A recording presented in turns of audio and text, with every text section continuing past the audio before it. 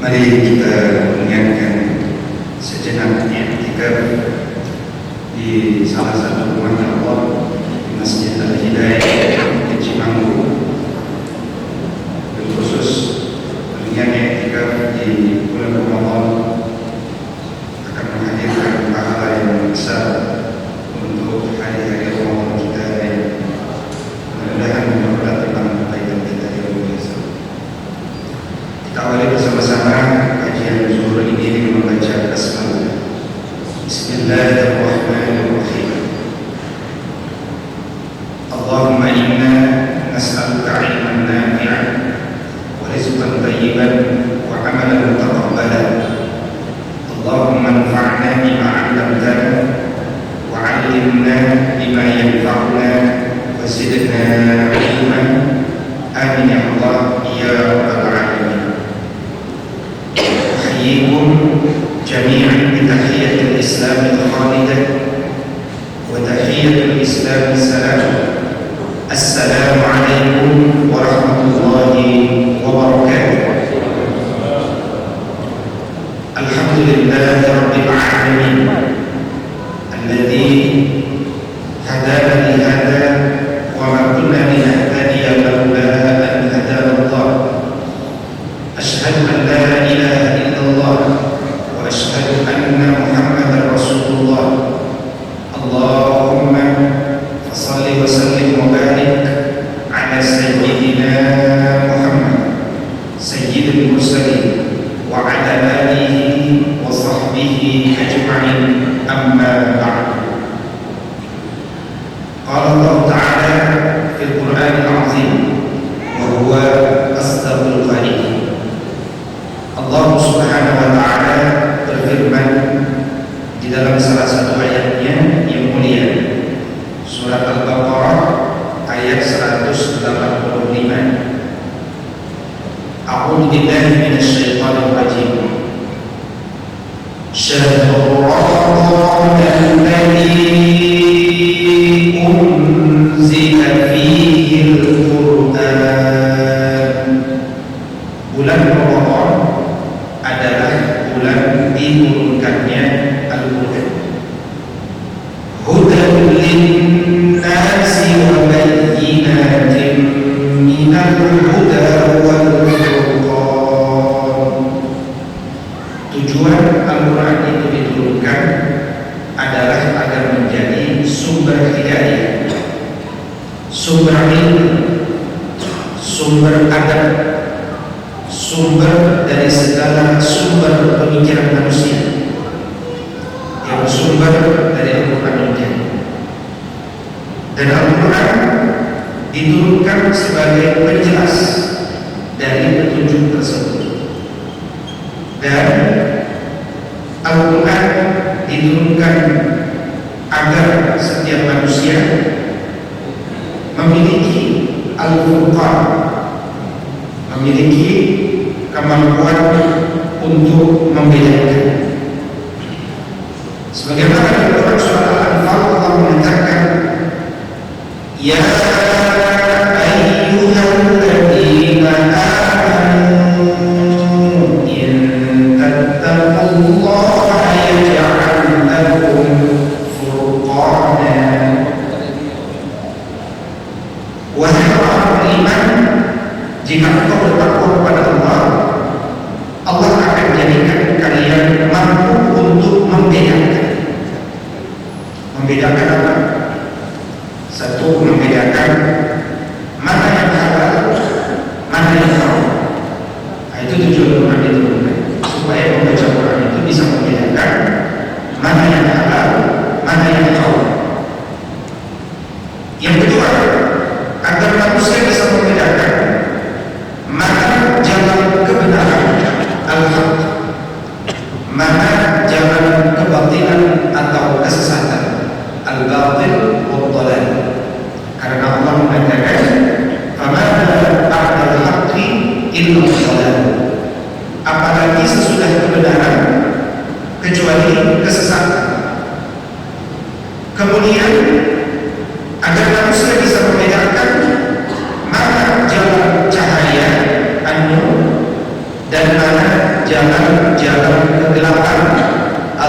mazmumat. Kemudian agar manusia bisa membedakan mana jalan kebaikan al-bir, mana jalan dosa al-itham. Kemudian agar manusia bisa membedakan mana jalan kebahagiaan as-sa'adah, mana jalan kekecewaan asy-syaqawah. Ihdinas siratal mustaqim. Ya Allah, berikan kami petunjuk supaya selalu berada di jalan yang lurus, jalan yang senantiasa menjaga kami untuk istiqomah. Maka Allah Subhanahu wa taala menjelaskan, inna anzalnahu fi lailatul qadar. Sesungguhnya kami turunkan Al-Quran itu di malam yang penuh kemuliaan, di bulan Ramadan, ya, karena syahrul Ramadan alladzi unzila fihi al-Quran. Dari Baitul Izzah diturunkan ke langit dunia dalam sekali turun. Kemudian dari langit dunia diturunkan ke dalam jiwa Rasul sallallahu alaihi wasallam secara bertahap sejak Rasul sallallahu alaihi wasallam berumur 40 tahun sampai Rasul sallallahu alaihi wasallam diwafatkan Allah di umur 63 tahun. Berapa total jumlah ayat Al-Quran yang Allah turunkan itu? Dalam kajian Addul Ayy merujuk kitab Al-Bayan fi Addi Ayil Quran karya Abu Amr Ad-Dani dan beberapa karya-karya di bidang Al-Quran lainnya, terdapat minimal 7 pendapat berapa jumlah ayat Al-Quran. Jumlah ayat Al-Quran yang paling banyak adalah 6.236 ayat. Disebut Al-Kufi yang disandarkan dari riwayat Abu Amr Ad-Dani dengan jalur Hamzah bin Hubaib yang bersumber atau yang bersambung sampai Sayyidina Ali ibn Abi Thalib radhiyallahu ta'ala anhu. Jadi ada berapa jumlah ayat Al-Quran kita? 6.236 ayat. Inilah yang diturunkan bertahap. Jumlah ayat ini kalau dipecah mengandung 77.439 kata. Kalau dibedah mengandung 340.740 huruf. Kenapa kita harus tahu jumlah hurufnya? Pertama, karena ada huruf yang juga kata. Misalkan wa dan, fa maka, ka seperti, la sungguh, ba dengan, apalagi tak demi, dan seterusnya. Nah, huruf membentuk kata. Betul. Kata membentuk kalimat. Kalimat membentuk apa? Makna. Apa itu ilmu? Apa itu ilmu? Ilmu itu adalah sampainya jiwa manusia kepada makna sesuatu yang ingin dikaji, dan sampainya makna sesuatu ke dalam jiwa manusia yang mengkaji apa adanya, tidak lebih, tidak kurang. Itu ilmu. Maka tidak mungkin kita mendapatkan ilmu kalau kita tidak mendapatkan makna yang utuh. Nah, ini alasan pertama. Alasan yang kedua, kenapa jumlah hurufnya harus diketahui? Al-Imam Al-Jazairi rahimahullah ta'ala dulu pernah mengatakan, jangan engkau tinggi-tinggi ingin menegakkan peradaban sebelum engkau terbiasa menegakkan setiap huruf dalam Al-Quran. Adab yang paling sederhana dimulai dari tidak meremehkan bahkan ketika membaca setiap huruf. Misalkan alif lam mim. Alif tidak ada panjang pendeknya, tapi kalau kita baca secara ihsani, profesional, excellent, insya Allah kita mendapatkan pahala tidak saja 1 kebaikan, tapi 10 kebaikan. Serius, alif jangan dibaca alif, itu fitnah. Dibaca alif. Maka orang yang terbiasa menegakkan setiap huruf, orang itu punya potensi cerdas. Rasul sallallahu alaihi wasallam diriwayatkan dari Ummu Salamah radhiyallahu taala anha, kalau membaca Al-Qur'an itu ditegakkan huruf per huruf. Ya, kata per kata, kalimat per kalimat. Sehingga umat ini didorong untuk membaca Quran dengan apa? Dengan perlahan-lahan. Allah Subhanahu wa taala sebutkan di dalam Al-Qur'an, warattilil Qur'ana tartila. Bacalah oleh kalian Al-Qur'an itu dengan tartil. Baca Quran itu jangan ngebut, jangan buru-buru. Karena tujuan baca Quran itu bukan sekedar dapat pahala khataman, tapi tujuannya lebih besar, yakni supaya Quran tadi sebagai hudal linnasi wa bayyinatin minal huda wal furqan. Ya, gimana supaya Quran bisa jadi huda bagi kita semuanya? Tentu kita harus berusaha mengungkap kandungan-kandungan yang ada dalam seluruh ayat-ayat Al-Quran yang 6.236 ayat Quran ini. Iya. Maka orang-orang dulu membaca Quran itu ya karena waktunya nikmat. Dulu nggak ada bagian juz, itu tidak ada. Di masa Umayyah, ya, di masa dinasti Umayyah itu di antara informasinya mereka sering menyampaikan, saya sudah membaca nisful Quran, setengah Quran, atau sepertiga Quran, atau seperlima Quran, atau sepertujuh, sepersembilan, sepersebelas, sepertiga belas Quran. Dulu begitu. Maka kemudian dibuatlah yakni bagian-bagian yang lebih kecil. Nah, itulah yang disebut sebagai juz, juz'un. Maka Quran kita itu mengandung berapa juz? 30 juz. Satu juznya 10 lembar. Betul. Saya ingin setiap hari bisa selesai 1 juz. Bagaimana caranya? Bisa saja teknisnya begini: 1 lembar sebelum sholat, 1 lembar sesudah sholat. Selesai nggak 1 juz? Dan kenapa 1 lembar 1 lembar? Supaya kita bisa menyempatkan waktu untuk tadabbur, dan tadabbur itu bisa dimulai dengan membaca terjemah.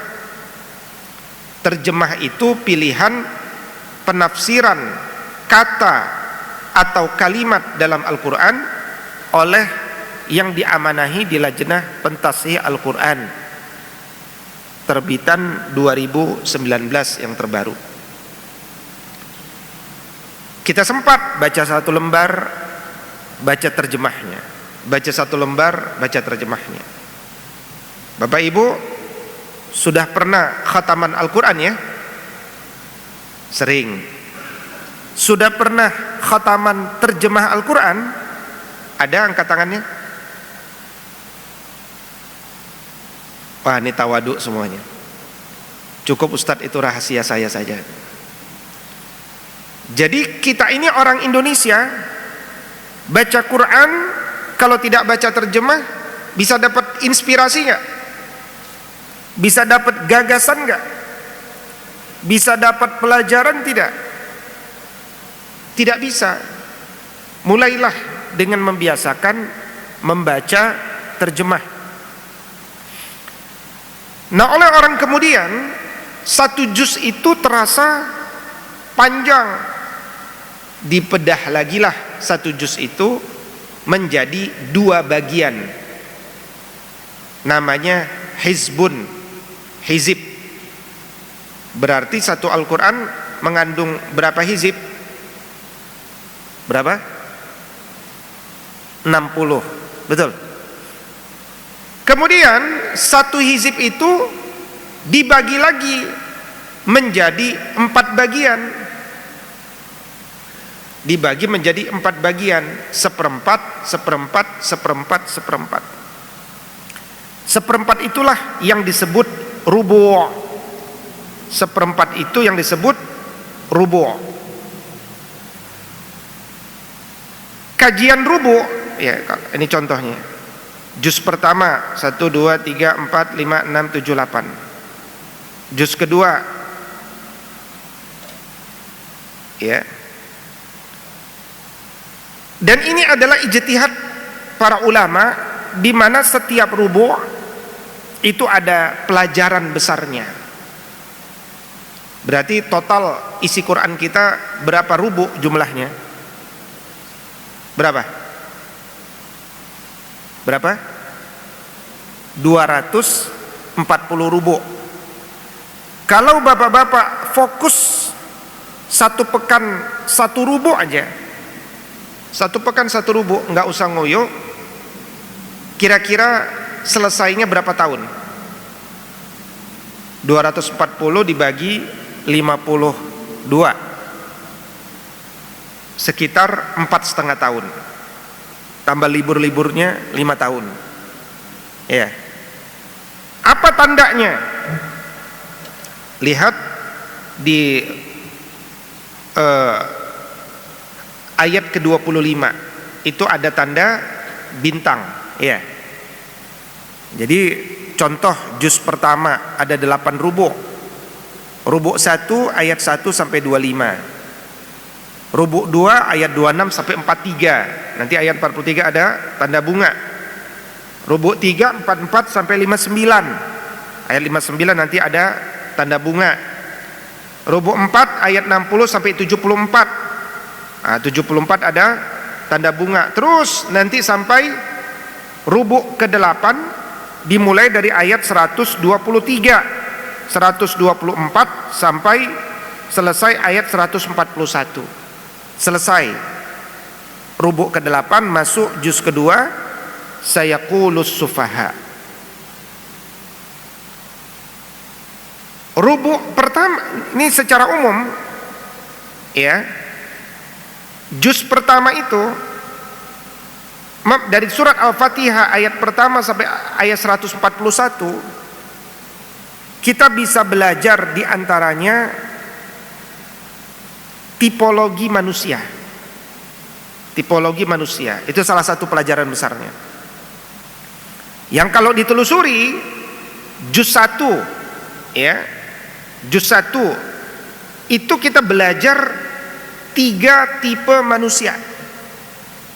Ayat 1 sampai 5 itu tentang ciri orang bertakwa.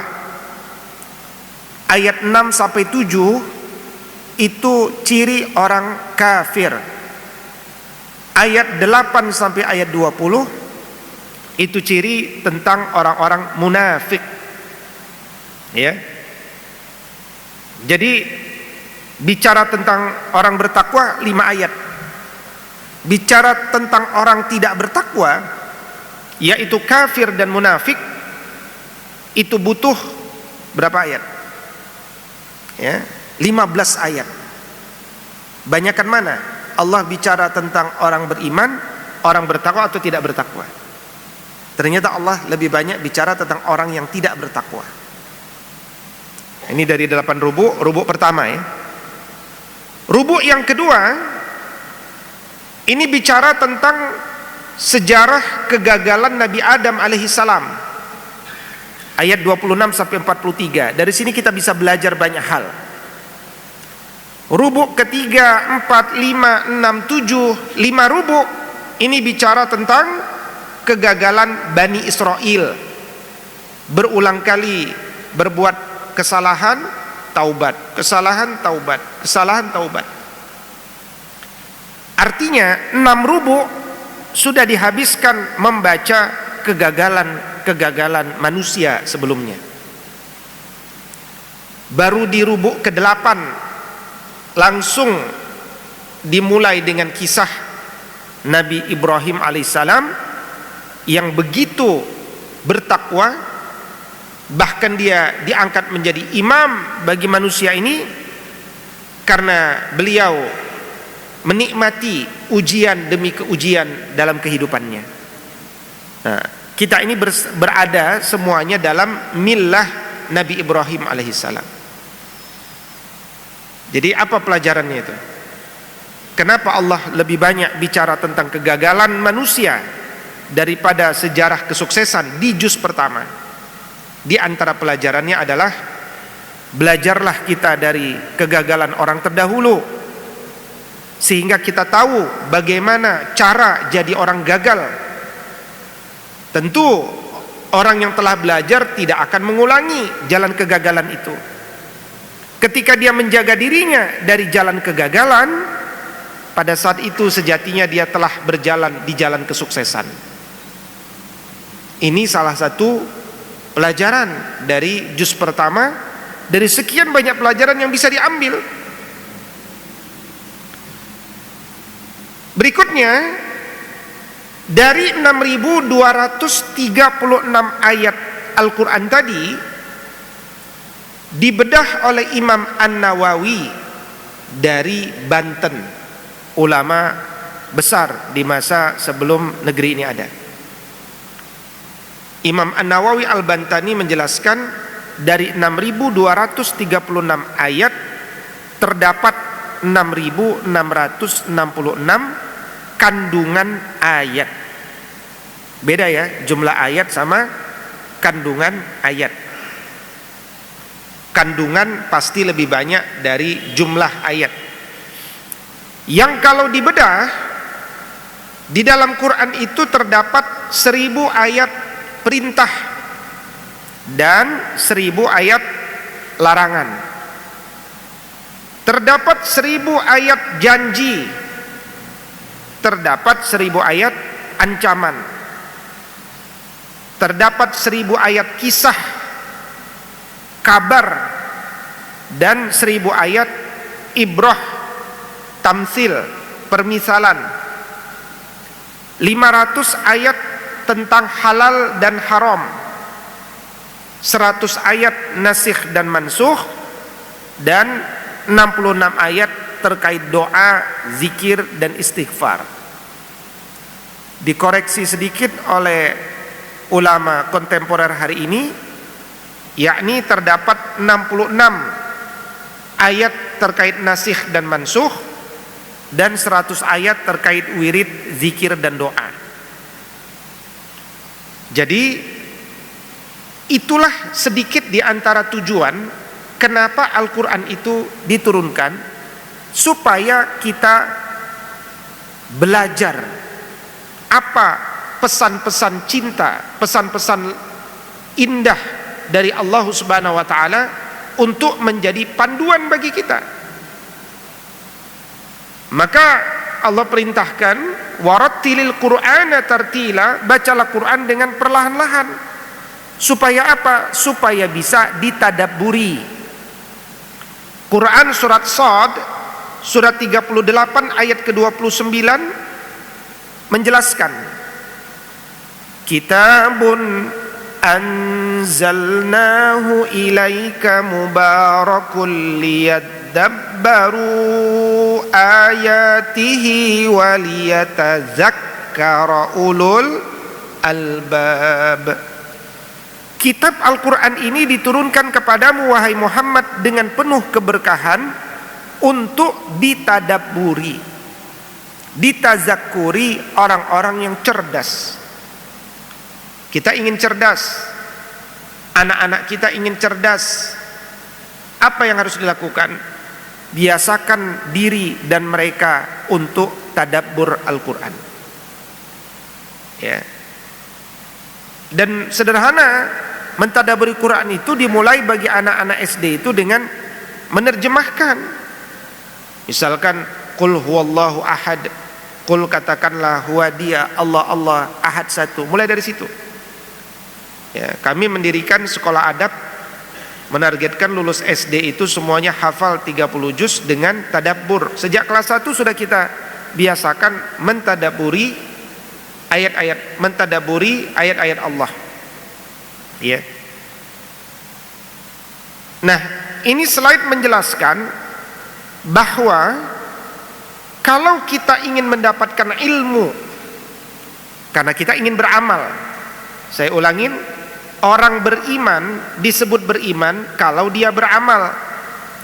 Tapi Anda jangan beramal sebelum punya ilmu. Tapi Anda hanya akan dapat ilmu yang banyak kalau Anda punya adab. Tapi Anda tak mungkin mencintai adab kalau Anda punya iman. Nah, maka kita faham bahwa al-ilmu minallah, ilmu itu milik Allah. Dia diraih dengan belajar, al-ilmu bita'allum. Lah yang punya ilmu bagaimana mau menurunkan ke dalam jiwa kalau orang yang mau menuntutnya enggak punya adab? Niatnya salah, ya, tujuannya keliru, caranya tidak Allah ridhoi. Maka selelah apapun dia belajar, Allah tidak turunkan ilmu kepadanya. Tapi sebaliknya, orang yang bertakwa kepada Allah, dia akan diberikan ilmu yang banyak. Wattaqullaha wa yu'allimukumullah. Dan bertakwalah kalian kepada Allah, Allah akan ajarkan kalian ilmu. Bagaimana ilmu itu turun ke dalam jiwa kita? Dengan dua jalan, yaitu dia sampaikan ayat. Ada ayat qauliyah, ada ayat kauniyah. Ayat qauliyah itulah 6.236 ayat tadi. Ayat kauniyah itulah alam semesta yang kita lihat ini. Ayat qauliyah dalam Quran surat 38:29 tadi ditadabburi, ayat kauniyah ditafakuri. Quran surat Ali Imran surat ketiga ayat 190-191. Ujung akhirnya sama-sama ulul albab. Allah firmankan di ayat Ali Imran itu, inna fi khalqis samawati wal ardi wa ikhtilafil laili wan nahar la ayatil li ulil albab. Sesungguhnya dalam penciptaan langit dan bumi dan pergantian siang dan malam terdapat tanda bagi ulul albab.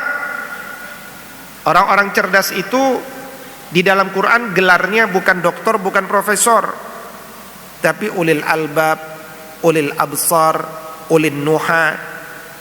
Dalam hadis digelari al-kayyis, man dana nafsahu wa amila lima ba'dal maut.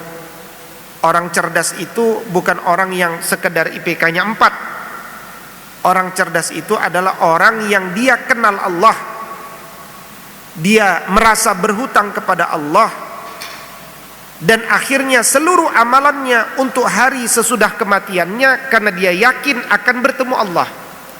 Innama yakhshallaha min ibadihil ulama.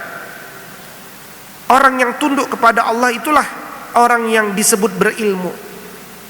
Jadi kalau seseorang itu bergelar profesor, doktor, tapi tak pernah mau sholat, dia baru orang yang tahu, tapi belum memiliki ilmu. Dia masih batasi dirinya untuk mengenali hakikat sesuatu secara sempurna. Makanya muncul orang-orang sekular, liberal, pluralisme agama, ya, dan seterusnya.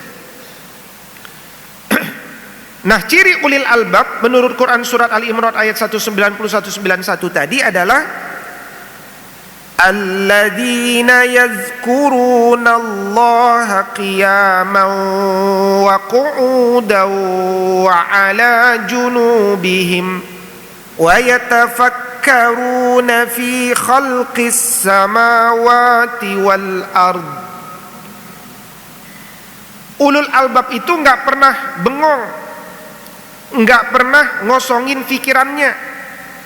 Selalu begitu dia hidup, begitu dia bangun dari tidur, selalu dia berpikir tentang apa yang dia bisa sumbangkan, bagaimana supaya dia bisa mengambil ilmu.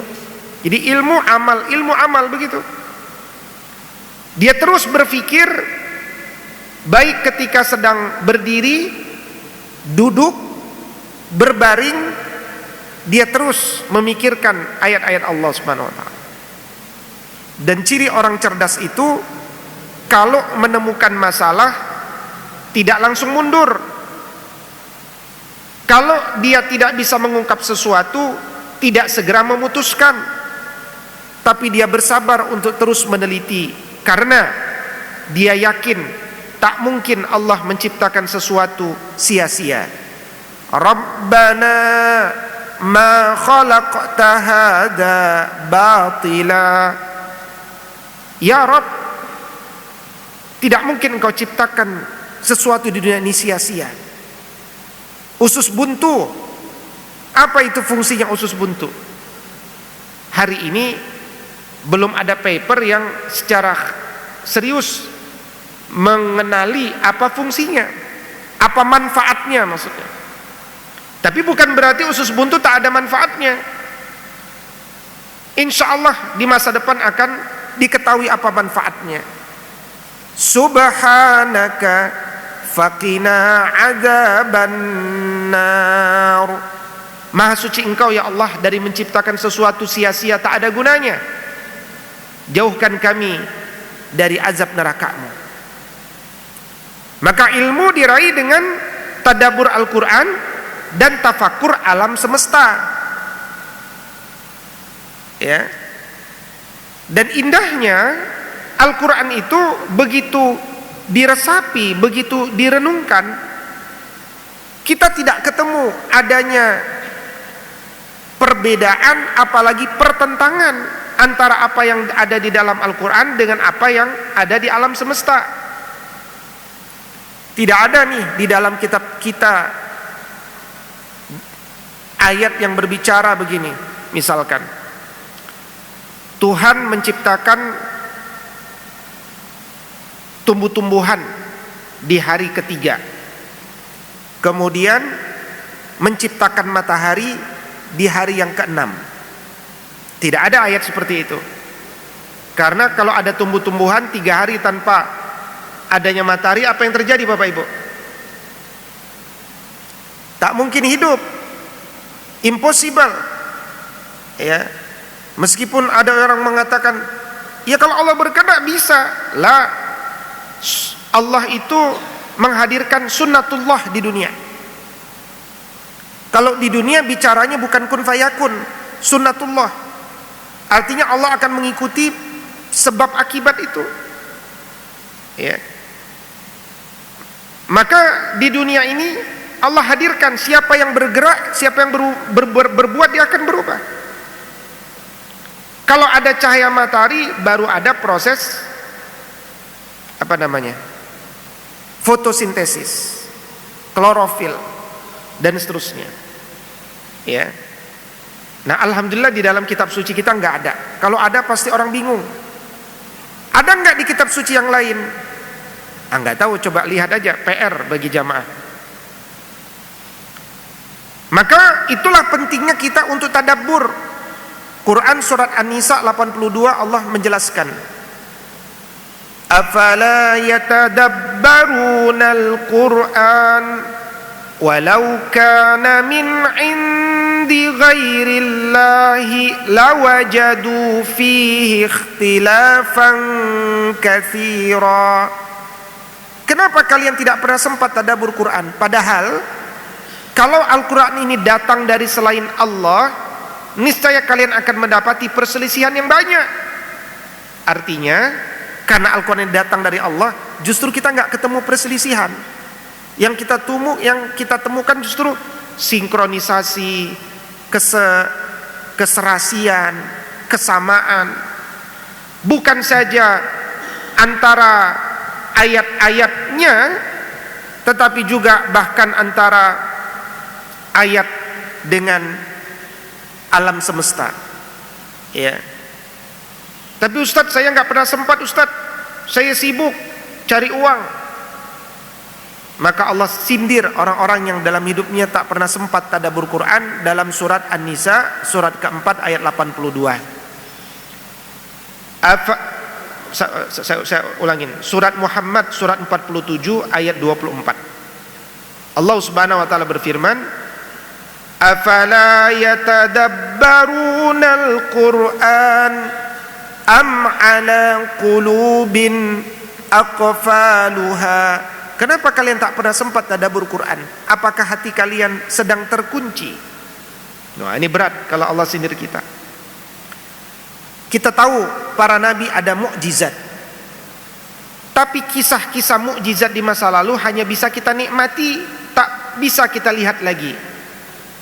Tapi ada satu mukjizat yang kita bisa lihat, kita bisa rasakan, kita bisa nikmati. Apa itu? Al-Quran. Tapi engkau tak akan temukan mukjizat Quran itu kalau hanya sekedar membaca, menargetkan khataman. Tidak. Engkau akan temukan itu mukjizat kalau engkau masuk menelusuri dalamnya, ya, Al-Quran ini. Imam Al-Ghazali punya satu kitab judulnya Jawahirul Quran. Kata beliau, lautan itu indah, makanya banyak orang datang ke pantai menikmati lautan dari pinggir pantai. Itu saja orang udah puas. Kata Imam Al-Ghazali, kenapa engkau tidak berlayar di tengah lautan? Engkau akan temukan pulau-pulau yang indah. Kenapa engkau tidak menyelam ke dalam lautan? Engkau akan temukan zamrud, yakut, mutiara. Indah, tapi hanya bisa diperoleh kalau kita menyelami. Oh, ternyata ada mutiara di dalamnya. Oh, ternyata Quran ini mukjizat. Kok bisa ya kata malaikat dengan kata syaitan di dalam Quran sama-sama terulang 85 kali? Kok bisa ya kata hidup dan mati dalam Al-Quran sama-sama terulang 115 kali? Kok bisa ya kata dunia dan akhirat terulang sama-sama 124 kali? Kok bisa ya sab'a samawat, 7 lapis langit terulang 7 kali dalam Quran?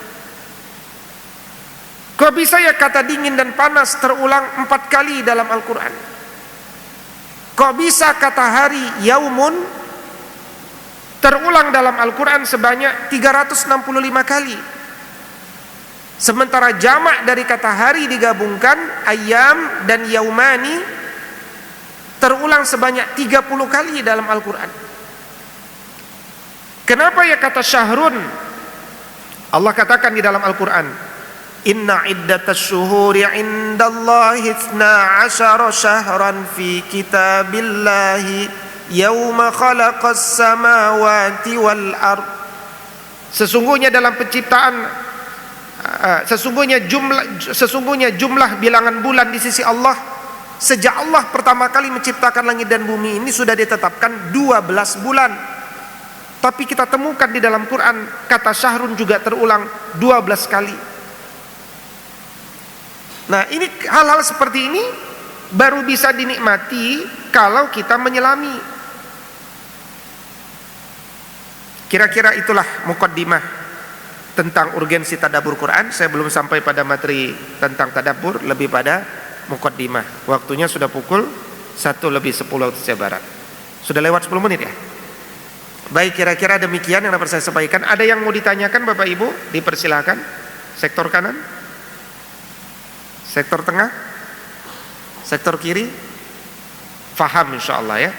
Mudah-mudahan dengan materi ini Bapak Ibu semakin meningkatkan aktivitasnya bersama Al-Quran, dimulai dari kecintaannya, dilanjutkan dengan adabnya, kemudian dilanjutkan dengan budaya ilmu, mendalami kandungannya. Jangan lupa kalau sudah didalami, sebarkan, informasikan, ya, apalagi dakwahkan, tegakkan dalam diri dan tegakkan di tengah masyarakat. Insya Allah, ya. Saya ada tulisan, ya, yang nanti bisa dirujuk untuk membantu Bapak Ibu tidak mentadaburi dari nol. Nah, itu websitenya adabinsanmulia.org, ya. adabinsanmulia.org. Nah, ini.